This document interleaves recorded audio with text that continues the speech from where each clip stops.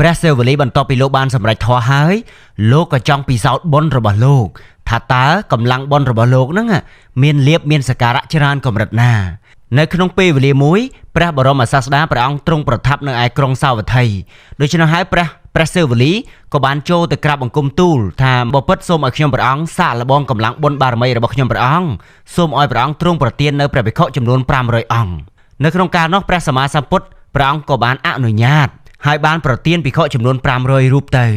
បន្ទាប់ពីព្រះសម្មាសម្ពុទ្ធព្រះអង្គទ្រង់ព្រះប្រទាននៅភិក្ខុចំនួន500រូបហើយព្រះសិវលីក៏ទទួលបានការអនុញ្ញាតអំពីព្រះសម្មាសម្ពុទ្ធធ្វើឲ្យមានអ្នកដែលនាំយកនៅចង្ហាន់បណ្ឌបាតជាច្រើនអ្នកយកទៅប្រគេនដល់បណ្ដាភិក្ខុសង្ឃទាំង500អង្គហ្នឹងណាដោយមានអ្នកដែលយកចង្ហាន់បណ្ឌបាតទៅយកទៅប្រគេនភិក្ខុទាំង500អង្គហ្នឹងដែលនៅក្រោមការត្រួតបានថានៅក្រោមការមើលការខុសត្រូវរបស់ព្រះសិវលីណាដោយអត់ច្បាច់ពលប្រាប់ទៅរង្គៀសឬក៏ប្រាប់ទៅថាភិក្ខុ500អង្គហ្នឹងនៅជាមួយព្រះសិវលីអត់ច្បាច់នោះទេអត់ច្បាច់ប្រាប់នោះទេគឺមនុស្សទាំងឡាយមានសទ្ធាទៅដោយខ្លួនឯងតែម្ដងនេះកម្លាំងបុណ្យរបស់លោកគឺអស្ចារ្យដល់ថ្នាក់ហ្នឹងណាដូច្នេះហើយមិនថាលោកទៅកន្លែងណាទៅតំបន់ណាទីណានោះទេរមែងមានលៀបមានសក្ការៈកើតឡើងចំពោះលោកយ៉ាងច្រើនសន្ធឹកសន្ធាប់ហើយដោយដែលបានពោលអញ្ចឹងនៅក្នុងព្រះអត្ថកថាក៏បានបញ្ជាក់ថាលើកទី1ដែលព្រះអង្គបានប្រទាននៅភិក្ខុចំនួន500រូបណាដោយដែលបានពោលមកអញ្ចឹងគ្រាន់តែសាកល្បងកម្លាំងបុណ្យរបស់លោកណាធ្វើឲ្យបណ្ដាភិក្ខុសង្ឃដែលទទួលបានការមើលថែអំពីព្រះសិវលីហ្នឹងមានលៀបសក្ការៈជាច្រើនទៅតាមដែរសូម្បីតែអត់មានណាបាទនេះថាបើទោះបីជាអត់មានមនុស្សក៏ដោយក៏មានបញ្ជាក់ថាមានទេវតាដែលអាស្រ័យឧមាឥឡូវលោកទៅគង់នៅកន្លែងណាក៏មានទេវតាទៅថ្វាយទៀនថ្វាយចង្ហាន់ដែរហើយមានពេលវេលាមួយហ្នឹងមានទេវតារក្សានៅដើមជ្រៃប្រទៀនថ្វាយចង្ហាន់7ថ្ងៃអញ្ចឹងបានន័យថាបើទោះបីជាលោកនៅក្នុងព្រៃក៏ដោយក៏មានទេវតាថ្វាយចង្ហាន់ដែរហើយមិនត្រឹមតែប៉ុណ្ណោះបើទោះបីជានៅក្នុងកន្លែងដាច់សង្វែងកន្លែងភ្នំក៏ដោយនៅលើកទី2នៅក្នុងក្បែរភ្នំបន្ទវៈហ្នឹងក៏មានទេវតាថ្វាយទៀនដែរលើកទី3នៅឯស្ទឹងអចិរវតីរបៀបដាច់សង្វែងក៏មានអ្នកថ្វាយទៀនអញ្ចឹងនៅកន្លែងស្ទឹងនៅកន្លែងភ្នំនៅកន្លែងទន្លេណាសាគរណាក៏ដោយក៏មានអ្នកថ្វាយទៀនសូម្បីតែនៅព្រៃហេមពៀនក៏មានអ្នកថ្វាយទៀនព្រះអង្គក៏ទៅដល់កន្លែងគេហៅ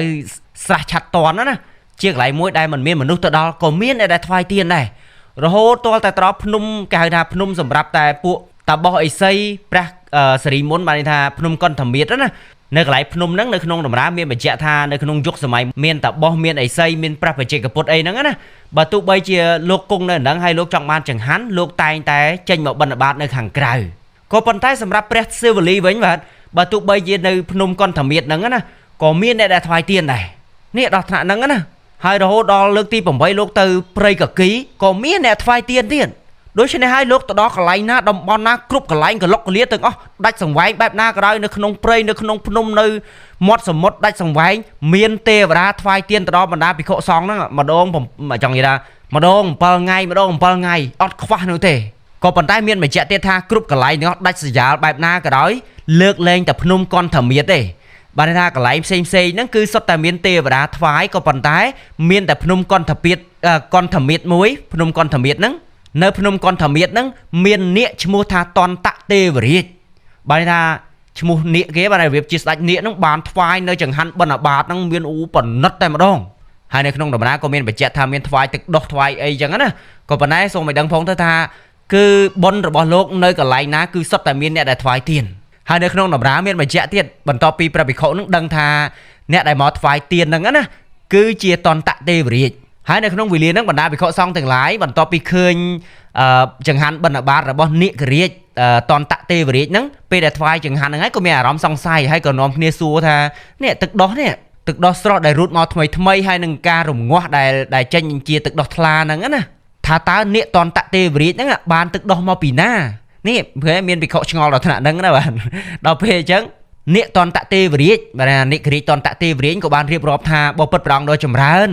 ទឹកដោះថ្លាទឹកដោះស្រស់ទាំងឡាយហ្នឹងគឺកើតឡើងដោយកម្លាំងបុណ្យរបស់ខ្ញុំម្ចាស់ដោយសារតែខ្ញុំព្រះអង្គហ្នឹងបានផលអំពីអានិសង្សដែលខ្ញុំម្ចាស់ហ្នឹងធ្លាប់បានថ្វាយសាលាកផាត់ទឹកដោះស្រស់ហ្នឹងទៅដល់បណ្ដាព្រះភិក្ខុសង្ឃនៅក្នុងសាសនារបស់ព្រះសម្មាសម្ពុទ្ធកសបៈមកម្លេះនេះយើងឃើញដែរទេថាបុណ្យកុសលទាំងឡាយសូម្បីតែកើតទៅជានិករាជកើតជាទេវតាកម្លាំងបុណ្យហ្នឹងណាអានិសង្សបុណ្យហ្នឹងណា គឺយើងថ្វាយអីយើងបានផលបែបហ្នឹងបាទហើយយើងអាចយកកម្លាំងផលបុណ្យហ្នឹងយកទៅថ្វាយបន្តទៀតដូចជានាគក្រាចតន្តទេវរាជហ្នឹងបានន័យថាធ្វើបុណ្យតាំងពីសម័យព្រះសម្មាសម្ពុទ្ធកាសបៈហើយមកដល់ឥឡូវនេះអានិសង្ឃហ្នឹងក៏បានឱកាសក្នុងការคลายទៅជាគេហៅទឹកដោះស្រស់ទឹកដោះទឹកណាយកទៅថ្វាយទៅដល់បណ្ដាភិក្ខុសង្ឃដែលមានព្រះសិវលីជាប្រធានថែមទៀតដូច្នេះរឿងនេះយើងនិយាយអំពីរឿងរ៉ាវរបស់ព្រះសិវលីណាក៏ប៉ុន្តែមានចំណុចមួយដែលជាហេតុធ្វើឲ្យព្រះសម្មាសម្ពុទ្ធបរមគ្រូនៃយើងព្រះអង្គទ្រង់តែងតាំងទៅដល់ព្រះសិវលីដែលជាកម្ពូលលើភិក្ខុទាំងឡាយដែលជាបុត្ររបស់ព្រះអង្គអ្នកដែលកម្ពូលលើភិក្ខុទាំងឡាយផ្នែកដែលមានលៀបសក្ការៈច្រើនហ្នឹងដោយសារតែមានទេវតានៅក្នុងព្រៃកគីនឹងបានថ្វាយទៀនគឺមានពេលវេលាមួយព្រះសម្មាសម្ពុទ្ធព្រះអង្គទ្រង់ដឹកនាំបណ្ដាភិក្ខុសង្ឃ500អង្គដើម្បីទៅសួរសុខទុក្ខព្រះរេវតៈដូច្នេះហើយព្រះសម្មាសម្ពុទ្ធព្រះអង្គដឹកនាំបណ្ដាភិក្ខុសង្ឃទាំងឡាយហ្នឹងទៅដល់ផ្លូវបំបែកមាន2ផ្លូវណាទៅដល់ផ្លូវហ្នឹងនៅពេលនោះព្រះអានន្ទក៏បានក្រាបទូលថាបបិទ្ធព្រះអង្គដ៏ចម្រើនឥឡូវនេះយើងមានផ្លូវ2ផ្លូវមួយវៀងផ្លូវមួយកាត់ផ្លូវវៀងចម្ងាយ60យោជន៍ក៏ប៉ុន្តែផ្លូវកាត់ចម្ងាយតែ30យោជន៍តែប៉ុណ្ណោះក៏ប៉ុន្តែបើសិនជាយើងធ្វើដំណើរទៅតាមផ្លូវវៀងរម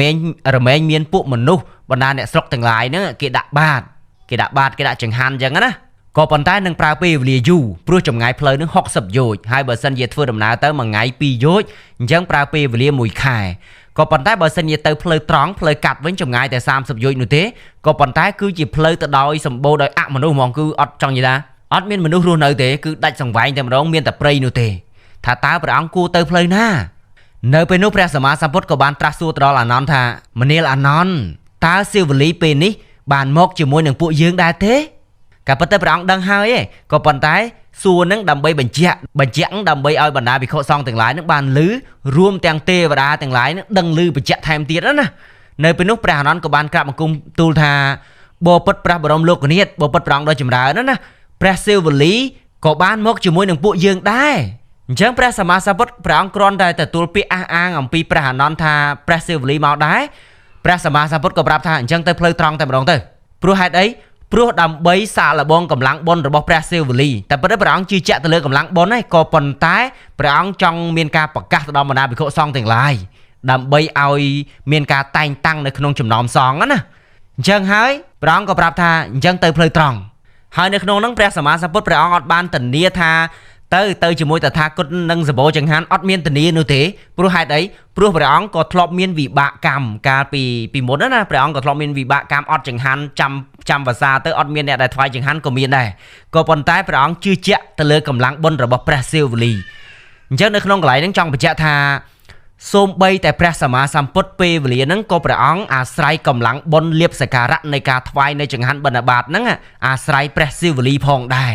ដល់ពេលអញ្ចឹងព្រះសម្មាសម្ពុទ្ធព្រះអង្គក៏បានដឹកនាំបណ្ដាភិក្ខុសង្ឃទាំងឡាយទៅកាន់តាមផ្លូវព្រៃកគីហ្នឹងទៅផ្លូវត្រង់ទៅក៏ស្រាប់តែមានពួកទេវតាក៏នាំគ្នាចង់ថាទេវតាព្រៃប្រឹក្សាវេលារុក្ខទេវតាហ្នឹងណាក៏បានមកសួររកថាបបិទ្ធលោកម្ចាស់ដ៏ចម្រើនឯណាលោកម្ចាស់សិវលីទៅអញ្ចឹងណាបានថាទៅសួររកព្រះសិវលីទាំងដែលព្រះសម្មាសម្ពុទ្ធនៅនឹងទៅហើយណាអញ្ចឹងក៏ចុះមកសួរដើម្បីថ្វាយនៅលៀបសក្ការៈហ្នឹងណាក៏បានទៅវិភាសាគ្នាសិទ្ធិទេវតាដូចគ្នាបានន័យថាគេទៅវិភាសាគ្នាទៅប្រាប់គ្នាតនៅក្នុងហៅថាទេវតាគេប្រឹក្សាគ្នាសិរុក្ខទេវតាហ្នឹងគឺប្រឹក្សាគ្នាថាពួកយើងនឹងទៅថ្វាយទៀនvàថ្វាយគ្រឿងសក្ការៈទៅដល់លោកម្ចាស់របស់យើងគឺព្រះសិវលីនេះទាំងដែលព្រះសម្មាសម្ពុទ្ធមកផ្ទាល់ប៉ុន្តែអត់ទៅរកព្រះសម្មាសម្ពុទ្ធទេប៉ុន្តែទៅរកព្រះសិវលីដែលជាម្ចាស់របស់យើងដល់ពេលអញ្ចឹងពួកទេវតាទាំងឡាយក៏បាននិមិត្តសាលាសម្រាប់សម្រាកកាយសម្រាប់ពេលដែលព្រះសម្មាសម្ពុទ្ធនិងបរិយាភិក្ខុសង្ឃទៅដល់កន្លែងហ្នឹងក៏សម្រាកនៅសាលាហ្នឹងណាអញ្ចឹងធ្វើឲ្យទេវតានិមិត្តសាលាសម្រាប់ហ្នឹងចម្ងាយមកកន្លែងមកយោជរហូតទៅតាមផ្លូវកគីហ្នឹងវាប្រៀបដូចជាចង់និយាយថាកន្លែងដ៏ប៉និតហ្មងណាព្រះសម្មាសម្ពុទ្ធនិងបរិយាភិក្ខុសង្ឃនិមន្តទៅមកយោជមានសាលាមួយដល់ពេលសឹងអីនៅហ្នឹងហើយបលឹមឡើងទេវតានាំគ្នាយកចង្ហាន់យកបបរមកទៀតបបរយីគូនឹងយកមកថ្វាយទៀតហើយក៏សួ